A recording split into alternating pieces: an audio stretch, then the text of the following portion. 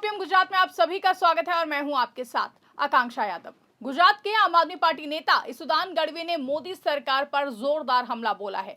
उन्होंने NEET UG परीक्षा रद्द किए जाने को लेकर केंद्र सरकार की शिक्षा नीति पर सवाल उठाए हैं। गढ़वी ने कहा है कि पेपर लीक के कारण परीक्षा रद्द होने से 23 लाख से ज्यादा छात्रों और उनके परिवारों का पूरा जीवन अंधकारमय हो गया है। उन्होंने आरोप लगाया कि गुजरात में पिछले वर्षों में कुल 21 पेपर लीक हो चुके हैं और अब उसी गलत मॉडल को पूरे देश में लागू कर दिया गया है।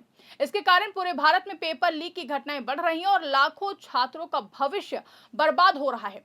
ईसुदान गढ़वी ने इसे देश के लिए बेहद ही शर्मनाक घटना बताया। उन्होंने कहा कि पेपर लीक करने वालों पर कोई कार्रवाई नहीं होती है, लेकिन जो लोग इस अन्याय का विरोध करते हैं उन्हें जेल भेज दिया जाता है।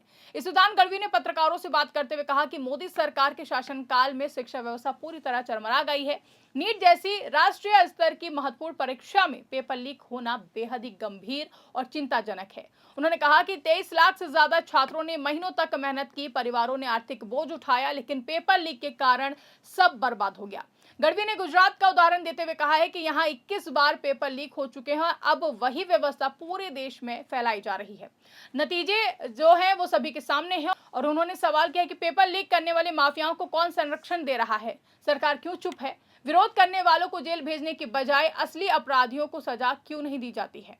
नीट यूजी 2026 परीक्षा में बड़े स्तर पर पेपर लीक की शिकायतें आई।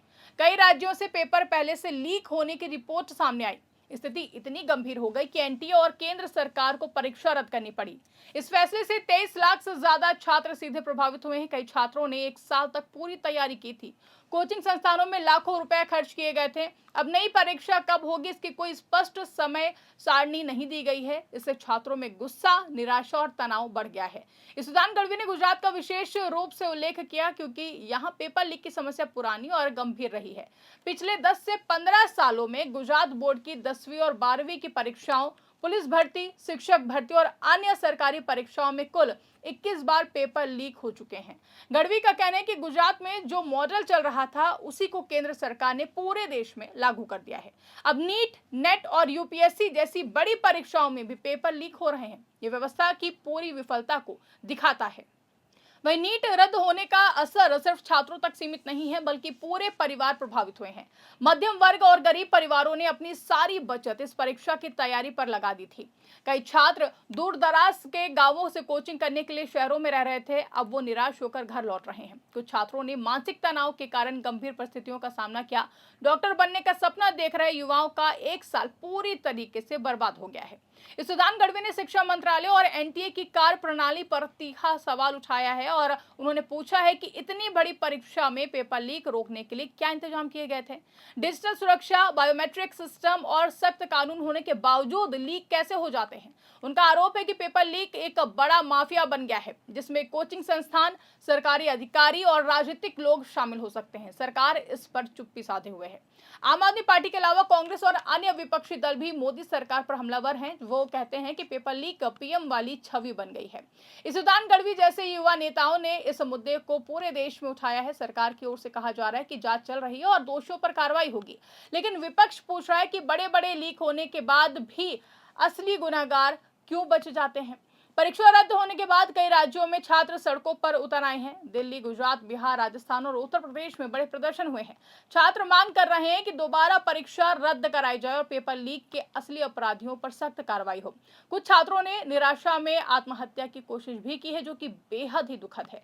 ईसुदान गढ़वी ने सभी प्रभावित छात्रों और परिवारों के प्रति संवेदना व्यक्त की और सरकार से तुरंत राहत पैकेज देने की मांग की है। वहीं विशेषज्ञों का कहना है कि नीट जैसी परीक्षाओं को और अधिक पारदर्शी बनाना जरूरी है, जहां कंप्यूटर आधारित परीक्षा प्रणाली को मजबूत सुरक्षा दी जानी चाहिए। पेपर लीक पर सख्त कानून बनाए जाएं, जिसमें दोषियों को 10 साल तक की जेल और भारी जुर्माना का प्रावधान हो। कोचिंग उद्योग पर भी नियंत्रण की जरूरत है। कई कोचिंग संस्थानों पर लीक के खेल में शामिल होने के आरोप लगते रहते हैं, जहां सरकार को इस पर भी ध्यान देना चाहिए। इसके साथ ही ईसुदान गढ़वी का मोदी सरकार पर हमला नीट पेपर लीक मामले को फिर राष्ट्रीय बहस का केंद्र बना गया है। 23 लाख छात्रों का भविष्य दांव पर है। गुजरात की पुरानी समस्या अब पूरे देश की समस्या बन गई है, जहां सरकार को तुरंत ठोस कदम उठाने चाहिए।